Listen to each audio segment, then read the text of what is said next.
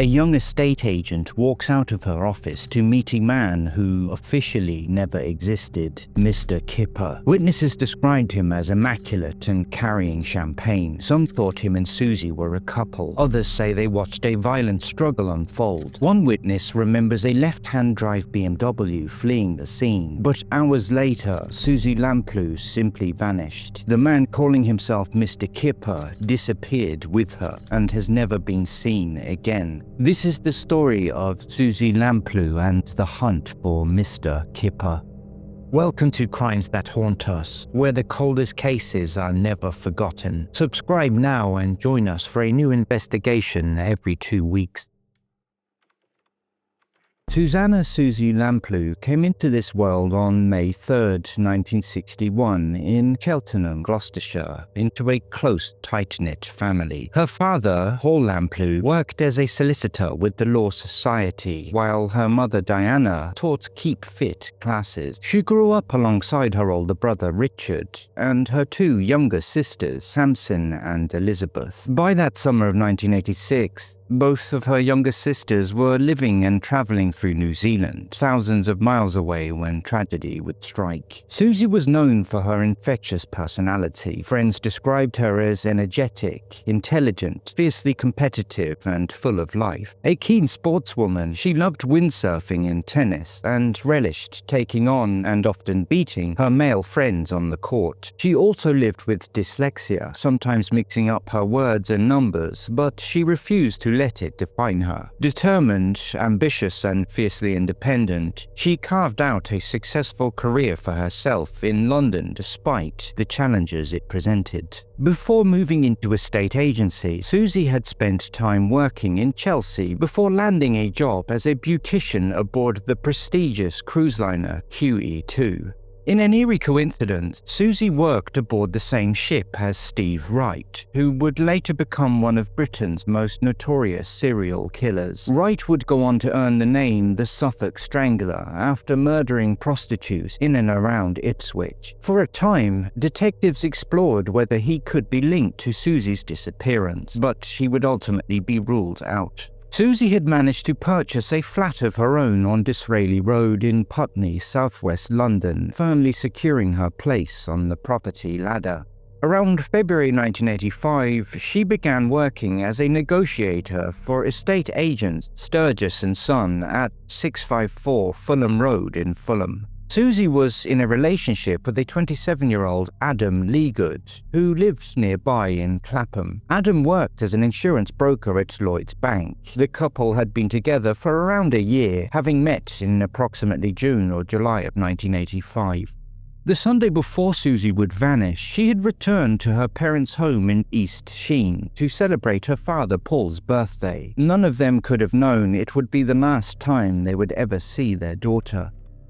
Sometime during the morning of July 28, 1986, Suzy is thought to have arranged a meeting with a prospective buyer to view the £128,000 Victorian house at number 37 Shorrolds Road. It must, however, be stressed that there has never been any proof that Mr. Kippur telephoned Suzy that morning. The property had been on the market for exactly 1 week prior to July 28th. Later, Suzy's red diary would be found laying open on her desk with the handwritten entry, 12:45, Mr. Kippur, 37 Shorrolds Road, O/S, with the latter believed to be an acronym for outside. At 12:40 p.m, Suzy set off for Shorrolds Road in her white Ford Fiesta, registration B396GAN. She left her handbag behind, taking only the house keys, car keys, and her purse, which contained £15 in cash, along with several bank cards.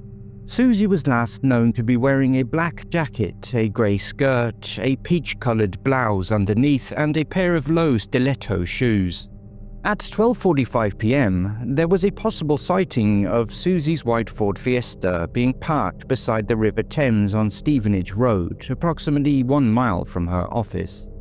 At 12:50 p.m, Suzy is then seen standing alone between the gate pillars outside 37 Shorrolds Road, absent-mindedly dangling a set of keys. Her back was facing the house. The property was approximately 500 yards from her office.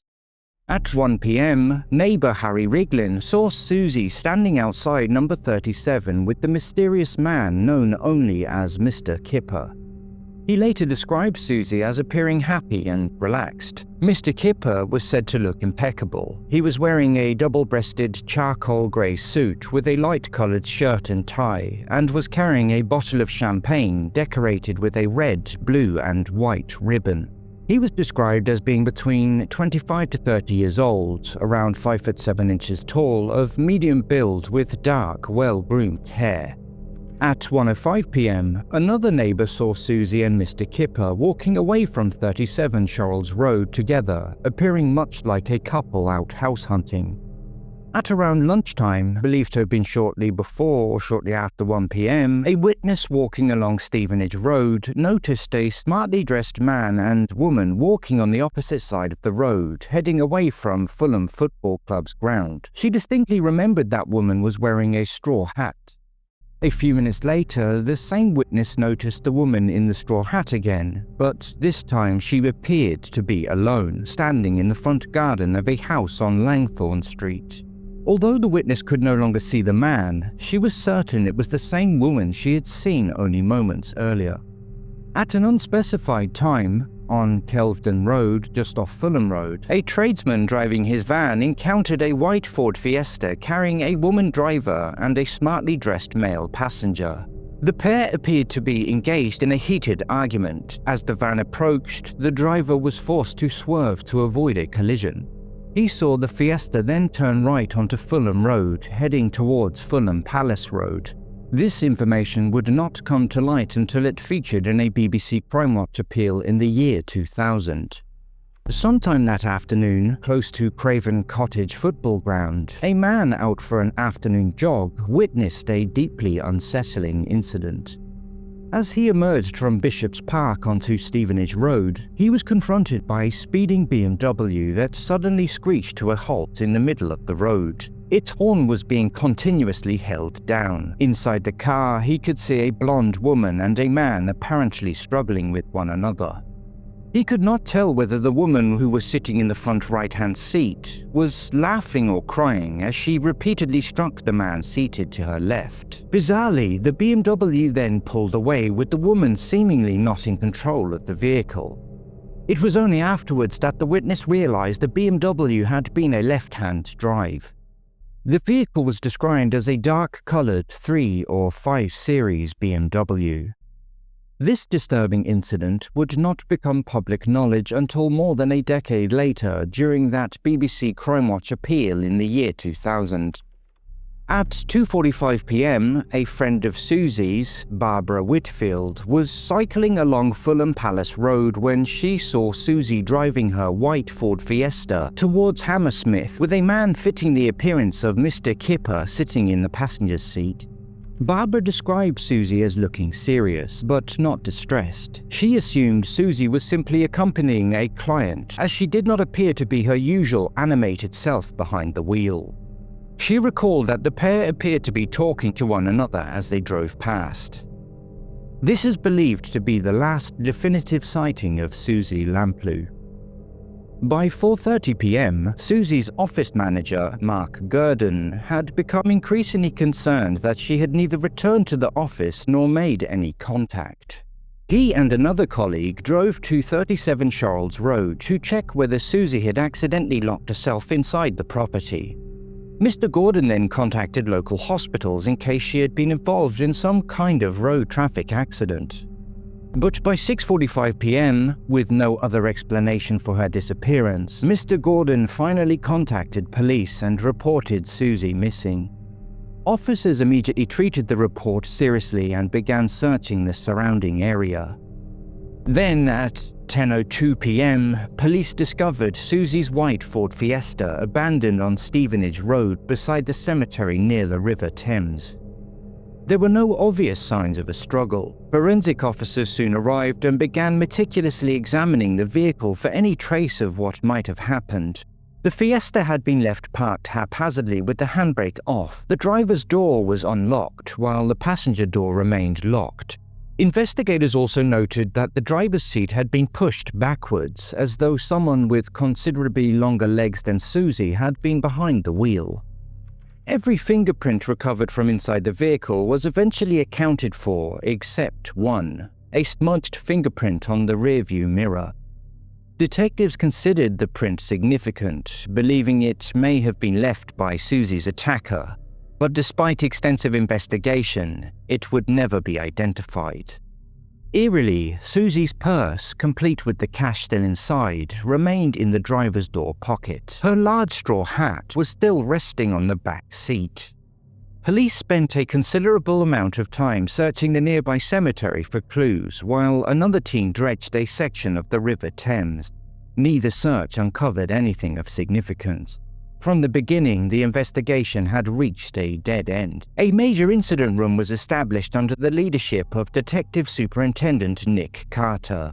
From the outset, detectives feared that Suzy had been abducted by someone posing as a prospective house buyer. Detectives soon established that there was no concrete evidence to suggest Suzy had ever shown Mr. Kippur inside number 37 Shirley Road.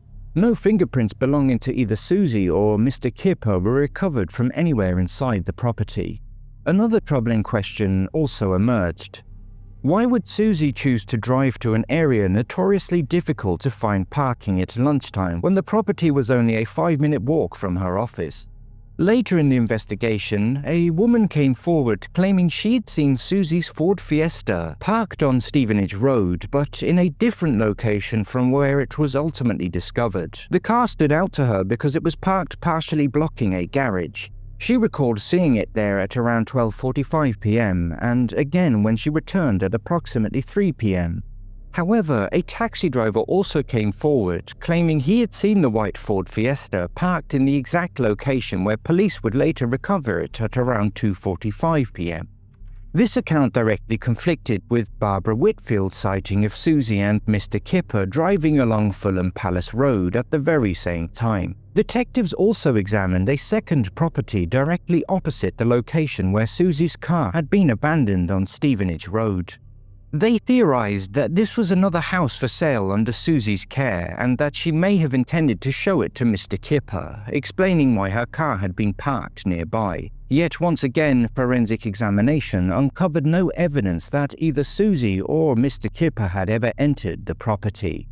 Police quickly launched extensive door-to-door inquiries along Shirley Road and the surrounding streets. Officers also knocked on doors along Stevenage Road where Suzy's car had been found.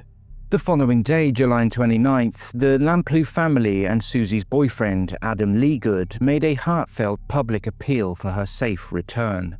Convinced that Suzy had been kidnapped, they pleaded directly with whoever had taken her to let her go. Meanwhile, fear spread rapidly among female estate agents across the United Kingdom, particularly at the office where Suzy had worked, where colleagues were now confronted each day by the sight of her empty chair. Her disappearance had exposed just how vulnerable estate agents could be when meeting complete strangers alone inside empty properties. What had once been routine suddenly seemed fraught with danger. On July 30th, police released an artist's impression of the man seen leaving the house on Shirley Road with Suzy. By now, detectives publicly stated that they believed Suzy had most likely been abducted and that the crime appeared to have been carefully planned. Investigators said they believed the man using the name Mr. Kippur had telephoned the offices of Sturgis & Son on the Monday morning and arranged the 12:45 p.m. viewing with Suzy, deliberately luring her to the property.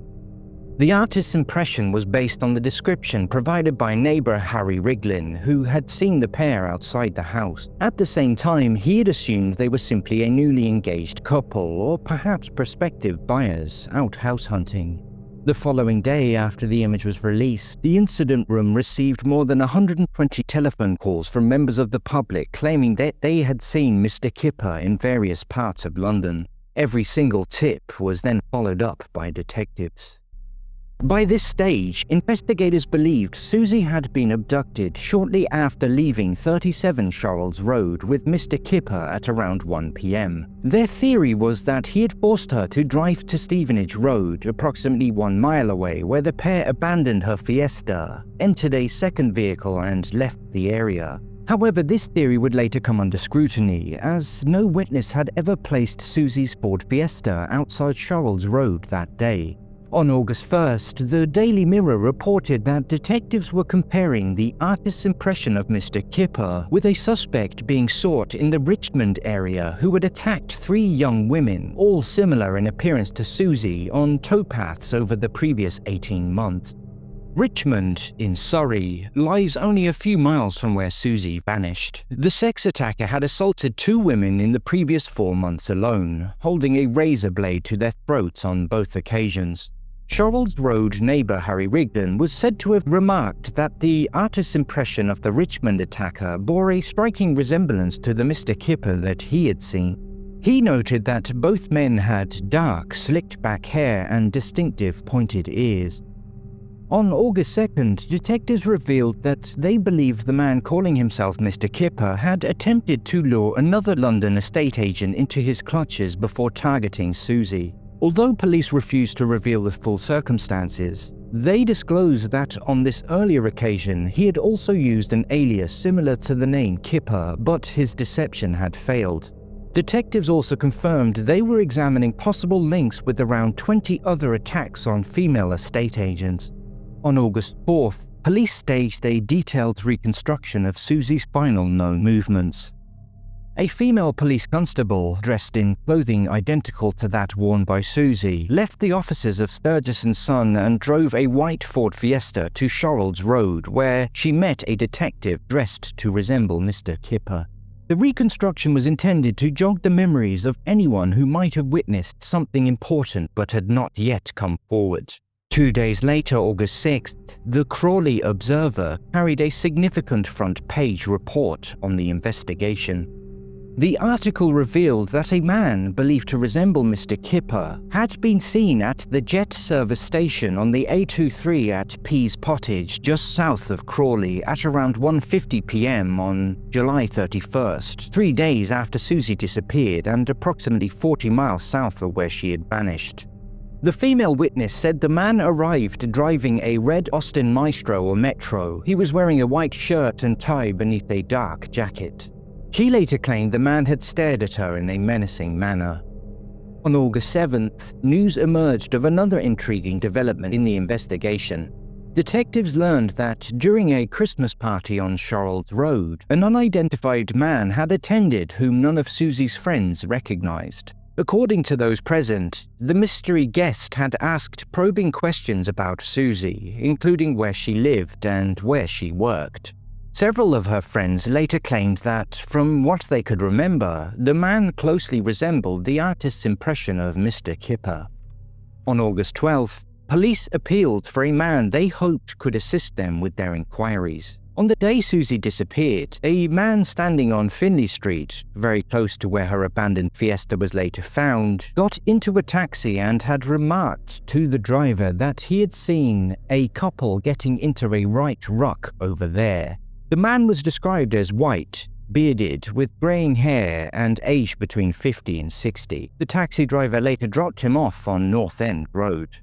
Over the following days, detectives also learned of a mysterious man who had made several telephone calls to Suzy, who had sent her flowers during the week before she vanished. It was reported that a large bouquet of expensive flowers had been delivered to Suzy's home, while anonymous telephone calls had also been made to her home number. What made this particularly unusual was that neither Suzy's home address nor her telephone number appeared in the public directory. Police were keen to trace whoever had sent the flowers and made the calls. However, the outcome of these inquiries has never been made public. On the 18th of August, reports emerged that detectives were investigating the possibility that Mr. Kippur may have struck again. A secretary named Sarah Lambert had disappeared the previous Friday after agreeing to meet a man calling himself J. Simmons, who had offered her a £12,000 a year job, complete with a company car, working for what he claimed was his property renovation business. The pair had arranged to meet at South Ealing Underground Station, just 5 miles from where Suzy had disappeared. Following that initial meeting, Sarah agreed to accompany him on what was described as a 3-day working weekend at the Crown Hotel in Amersham, Buckinghamshire, despite her father's advice not to go. She last telephoned her father from a public phone on the Saturday morning. Although she sounded cheerful, she told him she had run out of money before the call was abruptly cut short. The owners of the Crown Hotel would confirm that no man or woman matching their descriptions had ever stayed there. Witnesses helped detectives produce an artist's impression of this J. Simmons, which many noted bore a striking resemblance to that of Mr. Kippur. He was described as being in his 30s, around 5 foot 10 inches tall, with dark hair, a swarthy complexion, and a suntanned appearance. However, the following day, August 19th, the mystery was resolved when Sarah was found stranded at Basingstoke railway station. Although visibly distressed, she was physically unharmed. The man she had met turned out to be Joseph Michael Hanson, a 41-year-old habitual criminal who was on the run from an open prison in Preston.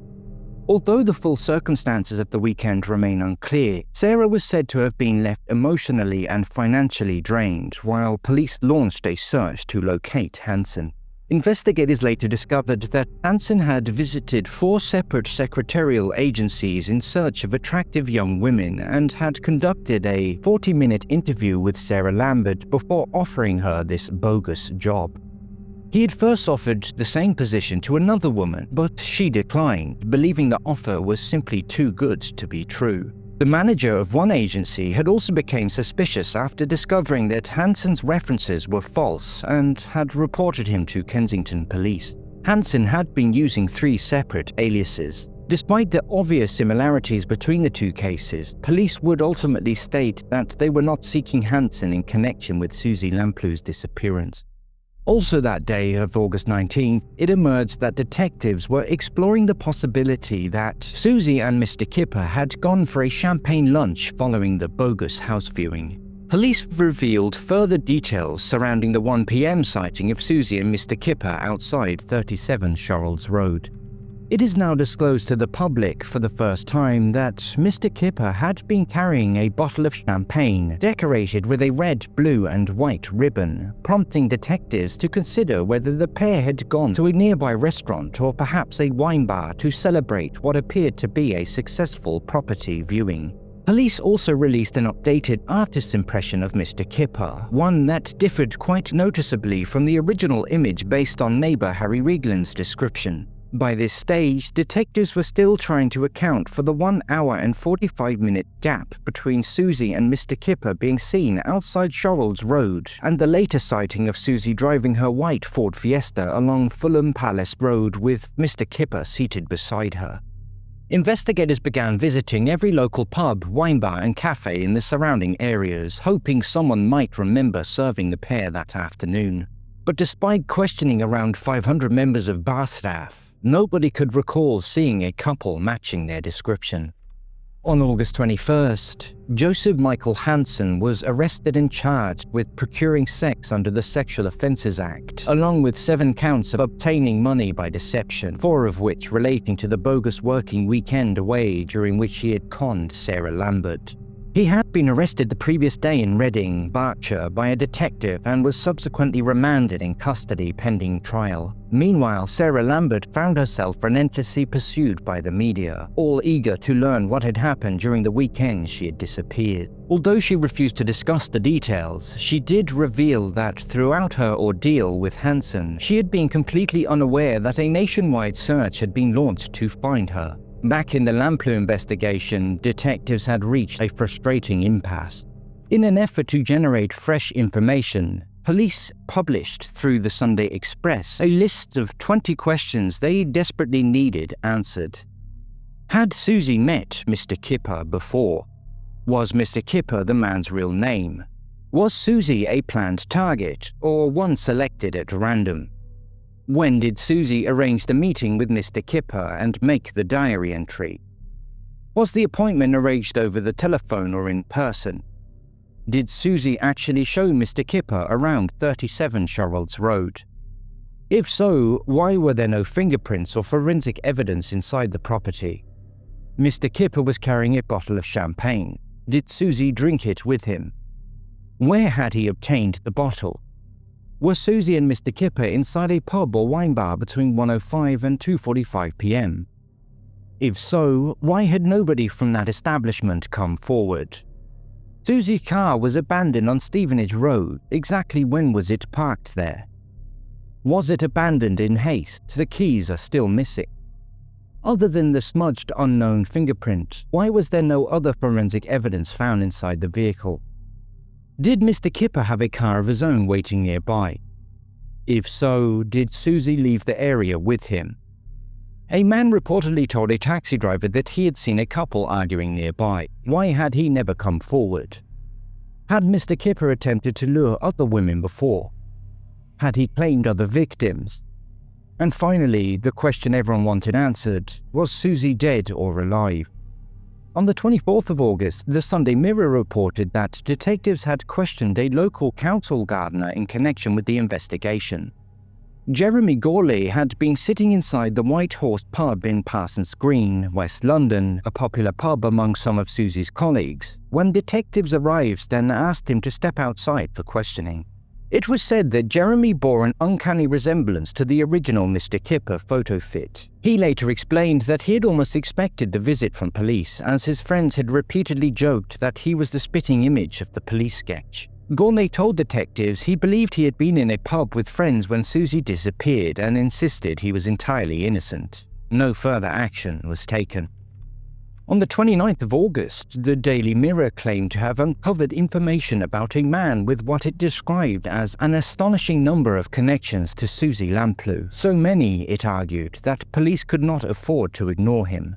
The newspaper reported that the unnamed man was 29 years old, had been educated at a public school, and had dated Suzy on at least 2 occasions after meeting her in a wine bar. At one stage, he was also said to have lived on Shirley Road. The article further alleged that he had abruptly resigned from his job on the day Suzy disappeared. However, nothing further appears to have come from this line of inquiry as the investigation continued. On October 16th, Suzy Lamplug's disappearance featured on the BBC's flagship programme Crime Watch, which broadcasted a detailed reconstruction of her final known movements, in the hope of triggering somebody's memory and uncovering the missing piece of the investigative puzzle. Police were said to have been inundated with fresh information as telephone calls poured in from members of the public, though few led anywhere. In early November 1986, with the blessing of the Lamplugh family, police made the difficult decision to drastically scale back the incident room overseeing Suzy's disappearance. By that stage, detectives had investigated more than 2,000 calls, carried out countless door-to-door inquiries, and conducted painstaking fingertip searches across large areas of Fulham. Despite their efforts, they had come up empty-handed. Speaking to reporters, Diana Lamplugh bravely acknowledged that scaling back the investigation was the right decision if it allowed officers to focus on solving other pressing cases. By now, she had reluctantly reconciled herself to the belief that her beloved daughter was most likely dead. On December 4th, the Lamplugh family launched the Suzy Lamplugh Trust, determined that some good should emerge from the tragedy of their daughter's disappearance. The charity would go on to become one of the United Kingdom's leading voices on personal safety. 10 days later, December 14th, Diana appeared in a newspaper article in which she claimed she believed she knew the man who had killed her daughter and why. She also said she believed she understood why Suzy had parked on Stevenage Road. However, she remained deliberately cryptic and refused to reveal the reasoning behind either belief. Then, on January 15, 1987, dramatic new developments thrust Suzy Lamplug's case back into the national spotlight. Forensic specialists began examining an abandoned blue 2-litre BMW 5 Series bearing Belgian registration plates. The vehicle had apparently been abandoned during July 1986 on Queen's Grove, St. John's Wood, approximately 5 miles from Charles Road, where Suzy had disappeared almost 6 months earlier. The discovery came after a businessman noticed the seemingly abandoned BMW and, while on a business trip to Belgium, decided to trace its registered owner with the intention of possibly buying it. When he discovered the owner's surname was Kiper, pronounced Kiper, he immediately contacted the authorities. The BMW was impounded while forensic officers carried out an exhaustive examination for any trace evidence. At the same time, detectives travelled to Belgium to interview its owner. 2 Scotland Yard detectives flew to Antwerp, where they established that the registered owner was David Kiper, an Antwerp-based diamond dealer. However, when they arrived at his home, his cousin, Rachel Rosengarten, informed the officers that Mr. Kiper was away on business. She also told detectives that the BMW had previously been stolen and that the theft had been reported to police. But just 2 days later, January 17th, detectives appeared to swiftly rule out the Belgian connection after spending 8 hours interviewing David Rosengarten. It transpired that Rosengarten had borrowed the BMW from a relative, David Kiper, an elderly man who lived in Israel. Rosengarten was able to produce a garage receipt showing that the BMW had been undergoing repairs in Belgium on the day Suzy disappeared. At some point afterwards, the vehicle had been stolen and somehow found its way to London. Rosengarten had attended an Antwerp police station voluntarily, while forensic examinations of the BMW failed to uncover anything of evidential value. Detectives announced that they had no intention of interviewing him again. As press photographers gathered outside, Rosengarten reportedly flew into a rage, shouting "no pictures" before smashing one photographer's camera. However, just 2 days later, January 19th, the Daily Mail reported that not everyone involved in the investigation was convinced. According to the newspaper, some detectives believed Scotland Yard's public statement clearing Rosengarten, who was also known in business circles by the surname Kiper, had been premature. At that stage, officers were still attempting to verify his alibi, examine his background, and authenticate the garage receipt. Rosengarten had also claimed that the BMW had been stolen from the Belgian seaside resort of Knock Heist. According to the report, the vehicle had been reported stolen 54 days after Suzy disappeared on July 28. 2 detectives still actively pursuing the Mr. Kiper inquiry in Belgium also noted that the blue BMW resembled a car reportedly seen double parked outside the vacant house on Sherrills Road. They further highlighted similarities between photographs of Rosengarten and the artist's impression of Mr. Kiper.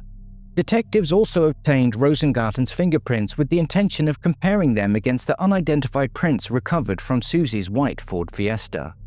Finally, on January 30th, Scotland Yard publicly ruled out David Rosengarten out of the Suzy Lamplugh investigation.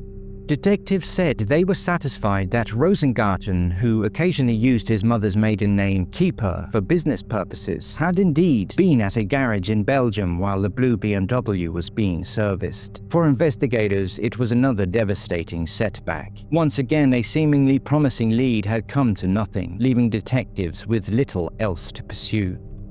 On February 7, 1987, a bombshell claim is made in the case of Suzy Lamplugh by her mother, Diana. Shortly before she disappeared, it was alleged that a mystery house buyer had offered Suzy £30,000 towards the purchase of a home in West London, possibly in return for allowing the property to be used as a discreet mailing address.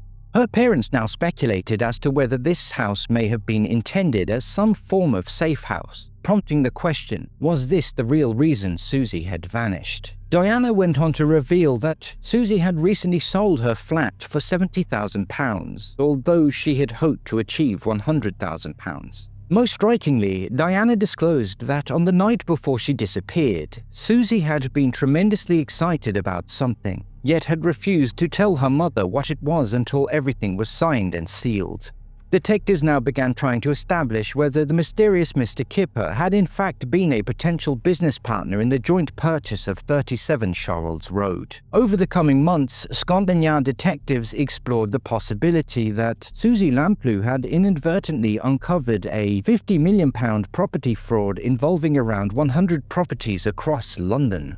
A lengthy investigation, entirely unrelated to Suzy's disappearance, had already been examining a network of bankers, estate agents and solicitors. Armed with Diana Lamplugh's new claim regarding the mysterious £30,000 offer, detectives began searching for any possible connection between the two investigations. The outcome of this line of inquiry is also not publicly known. Police then put out an appeal for information regarding a blue 1968 to 1974 BMW 2000 series that had reportedly been seen parked on double yellow lines close to 37 Charles Road on 28 July 1986. The vehicle was a different make and model from the Belgian BMW previously investigated. Around 2,900 of these particular BMWs were registered across the United Kingdom, prompting police to launch a major operation to trace every owner. The success of this exercise is also unknown. By this stage, just 5 officers remained assigned to the investigation.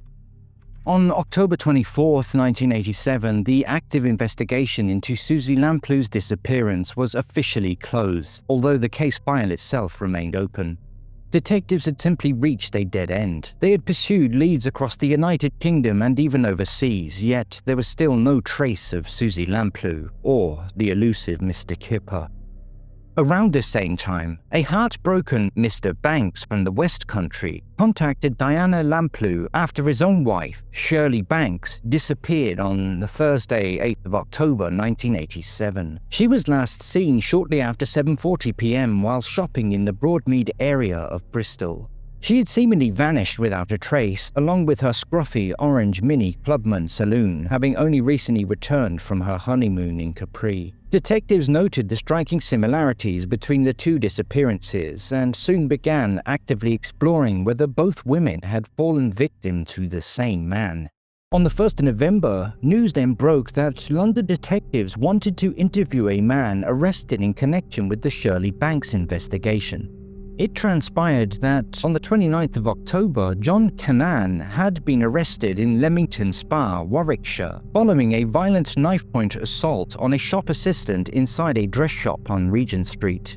Passers-by heard shouting, gave chase, and alerted police. Officers later found Cannan with blood on one of his hands. Inside his black BMW, police recovered an imitation firearm, a serrated knife, lengths of rope, and, crucially, a tax disc belonging to Shirley Banks's missing Mini, hidden inside the briefcase in the glove compartment. A search of his flat at Foy House in Lee Woods, Bristol, along with associated lock-up garages, led detectives to Shirley's distinctive orange Mini Clubman, which Cannan had crudely repainted blue and fitted with false number plates.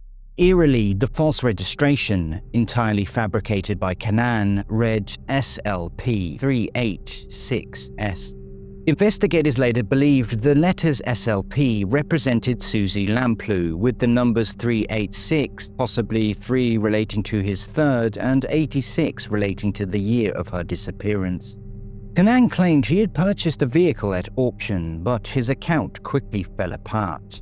Shirley Banks, a 29-year-old newlywed and textiles factory manager from Clifton, Bristol, had disappeared following a shopping trip to Broadmead on the evening of October 8 and remained missing.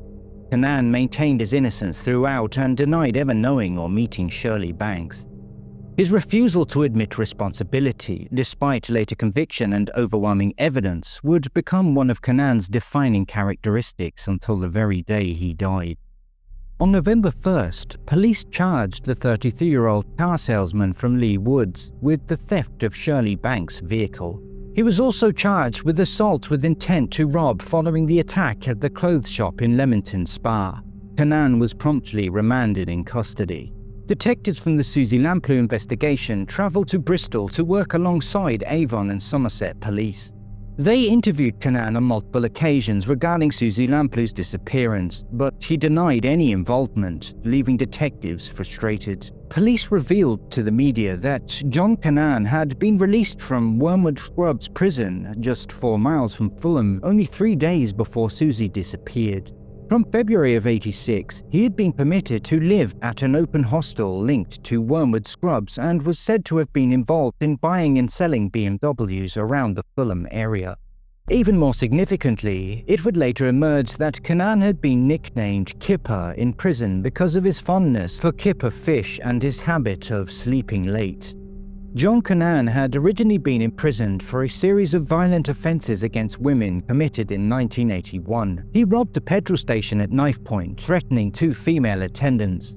A month later, he robbed a ladies' knitwear shop. During that robbery, he raped shop assistant Jean Bradford at knife point, threatened to stab her 17-month-old baby, and when Bradford's mother arrived, he tied her up and forced her to witness the attack. On the 26th of June 1981, Cannan pleaded guilty and was sentenced to 5 years imprisonment for the together with 3 consecutive years for the 2 robberies, an 8-year sentence in total. It also emerged that West Midlands police intended to question Cannan over a series of sexual attacks on female estate agents after arranging bogus house viewings by telephone. Around this time, Suzy's mother also revealed during a media interview that Suzy had once briefly been seeing a man from Bristol, although she had never learned his name. According to Suzy's friends, she dated the man only briefly before ending the relationship after deciding he was bad news. November 6th, John Cannan was further charged with the kidnapping of Shirley Banks. He continued to maintain his innocence, refusing to assist police with their inquiries. Meanwhile, detectives pressed on with the search for the newlywed, believing she had been abducted by Cannan from a Bristol car park. On December 23rd, Cannan is then further charged with Shirley's murder after further evidence emerged, including a composite thumbprint belonging to Shirley found on a sheet of paper in his flat. Before learning of the forensics match, Cannan had already admitted that the paper belonged to him. Strangely, on the 24th of February 1988, Scotland Yard officially ruled out John Cannan as the murderer of Suzy Lamplugh. Detectives conceded to the press that there was no evidential link connecting Cannan to Suzy's disappearance. Then, on April 3rd, 1988, Easter Sunday, and exactly 6 months after Shirley Banks disappeared, her naked, badly decomposed body was discovered by a woman walking her dog in a shallow stream at Dead Woman's Ditch, part of an Iron Age site at Dowsborough in the Quantock Hills, Somerset, approximately 48 miles from Bristol. The choice of depositing Shirley's body at the well-known Dead Woman's Ditch is not lost on detectives. Pathologists concluded that she had been murdered after suffering repeated blows to the head with a rock. July 29, 1988, the second anniversary of Suzy Lamplug's disappearance, proceedings against John Cannan began at Bristol Crown Court, where he stood charged with the abduction and murder of Shirley Banks. Prosecutors alleged that he had kidnapped the 29-year-old newlywed from a Bristol shopping precinct before driving her to a remote beauty spot in Somerset, where she was sexually assaulted and murdered. Throughout the trial, Cannan maintained his innocence, denying any involvement in Shirley Banks's disappearance or death. Meanwhile, a controversial book entitled The Suzy Lamplugh Story, written by Andrew Stephen, sparked a media storm. The book portrayed Suzy as being highly sexually active and promiscuous, claiming she had more than 50 sexual partners as well as dozens of one-night stands. It included claims from alleged former partners, including a hairdresser who had worked aboard the QE2 and alleged that he and Suzy frequently slept together during their time on the liner. The publication caused a major fallout, with Suzy's parents rejecting many of the claims made in the book. Several of Suzy's former colleagues also publicly came to her defense.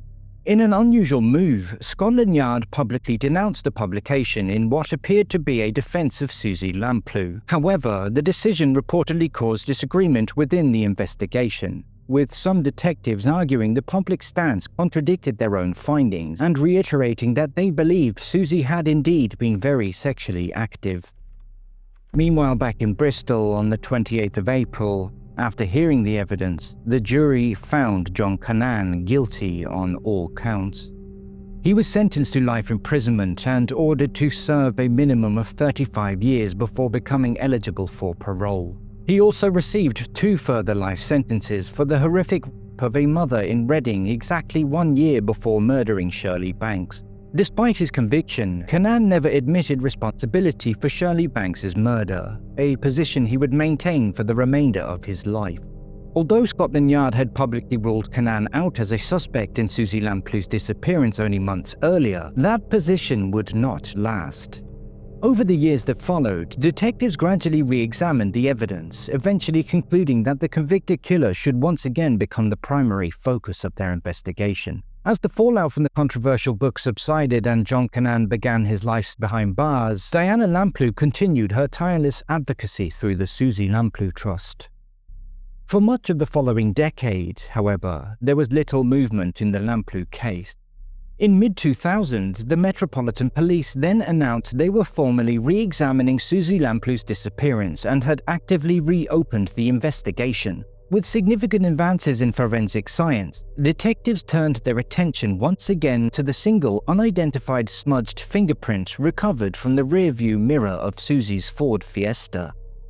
New forensic techniques enabled scientists to recover a minute quantity of DNA from material associated with the fingerprint. However, the sample proved too limited to generate a complete DNA profile that could either be searched against the national databases or conclusively be compared with a suspect. On December 4th, Scotland Yard detectives then arrested John Cannan on suspicion of abduction and murder of Suzy Lamplugh. He was held overnight at a London police station and questioned extensively, but he denied any knowledge of Suzy's disappearance before being returned to prison to continue his life sentence. Meanwhile, specialist officers descended upon a former army barracks near the M5 in Worcestershire, searching for human remains or any other evidence connected to the investigation. Ultimately, the search yielded nothing.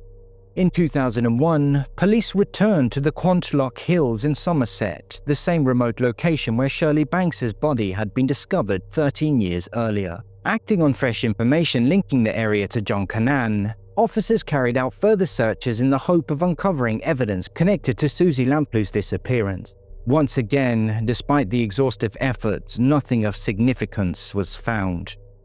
September 26, 2001, John Cannan is arrested once more on suspicion of the abduction and murder of Suzy Lamplugh. Again, he is taken to a London police station and questioned extensively. Once again, Cannan denied any involvement before being returned to prison on bail. Then came one of the most significant developments in the investigation.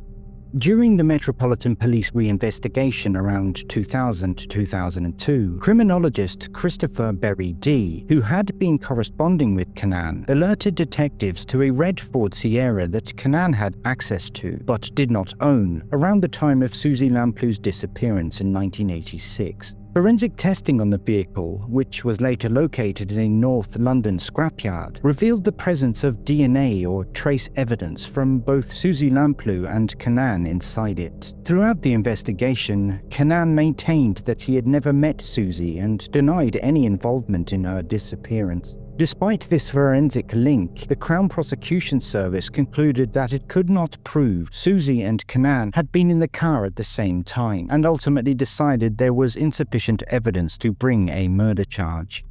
Then on November 5, 2002, 16 years after Suzy Lamplug's disappearance, the Metropolitan Police took the extraordinary step of publicly naming convicted killer John Cannan as the prime suspect in her presumed murder. Following a comprehensive 2-year review of the evidence, detectives announced that all other suspects had now been eliminated and that they believed John Cannan was responsible for Suzy Lamplug's disappearance. Cannan continued to deny any involvement from behind bars, insisting he had never even met Suzy Lamplugh. At the same time, the Met acknowledged that significant opportunities had been missed during the original investigation, admitting that crucial lines of inquiry which may have strengthened the case against Cannan had not been pursued in 1986. Nearly a decade later, in 2010, detectives searched farmland near Drakes Broughton in Worcestershire after fresh intelligence suggested the area may have been connected to Suzy's disappearance. Specialist officers, forensic archaeologists, and search teams spent several days examining the site, but despite renewed optimism, the operation ended without uncovering any evidence linked to the case. 8 years later, October 29, 2018, specialist officers descended on a former home of John Cannan and carried out an excavation of the back garden. The property on Shipton Road in Sutton Coldfield had previously been searched in both 2003 and 2004 without success. The latest excavation continued for several weeks but ultimately proved fruitless. Cannan again issued a statement through his solicitor, once again denying any involvement in Suzy Lamplug's disappearance. In July 2019, detectives then launched one of the most significant searches in years, excavating land near Pershore, Worcestershire, following fresh intelligence received during the cold case investigation. Specialist search teams spent several weeks examining the rural site using ground-penetrating radar, forensic archaeology, and excavation equipment. The search attracted widespread media attention, but in the end, police confirmed that no evidence relating to Suzy Lamplugh had been found. In the weeks following the highly publicized Pershore search, a lorry driver came forward with information he claimed he'd first reported to police more than 3 decades earlier. Although detectives assessed the account, no evidence was found to corroborate it. 2 years later, his story reached a much wider audience in the Channel 4 documentary In the Footsteps of Killers. The program revealed the witness's claim that, during the early hours of the morning just days after Suzy disappeared, he had seen a man he would later identify as John Cannan pushing a large holdall on a trolley beside the Grand Union Canal in Brentford. Moments later, he heard a loud splash before watching the man run from the scene. The witness maintained that he had reported the incident to police at the time and later attended part of Cannan's trial after recognizing him. Although the account reignited speculation that Suzy's body may have been disposed of in the canal, no evidence has ever been found to support the claim, and to date it appears that this part of the canal has never been searched. However, on June 22, 2024, John Cannan died at HMP Full Sutton in East Yorkshire at the age of 70 while serving out his life sentence. Although he had never been charged over the disappearance of Suzy Lamplugh, the Metropolitan Police continued to regard him as their prime suspect. Throughout almost 4 decades of the investigation, Cannan consistently denied any involvement and refused to assist detectives. With his death, investigators acknowledged that one of the few people who may have known what truly happened to Suzy had taken those answers to the grave.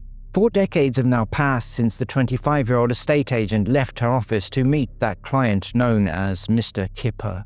Despite countless searches, thousands of witness statements, and one of the longest-running murder investigations in the Met's history, no one has ever been brought to justice. Her disappearance remains one of Britain's most enduring and haunting unsolved mysteries. Above all else, it is important to remember that behind every headline, every theory, and every investigation was a young woman whose future was stolen. Suzy Lamplugh was a daughter, a sister, a friend, and a colleague who never came home from work on an ordinary summer afternoon. 4 decades later, her family continues to live without the answers they have sought for so long. Her parents both went to their graves never knowing what became of their beloved daughter. May Suzy never be forgotten, and may those answers one day finally come. Thank you for watching and listening to Suzy's story. Please feel free to add your own thoughts, comments, and theories down below, and we'll see you next time.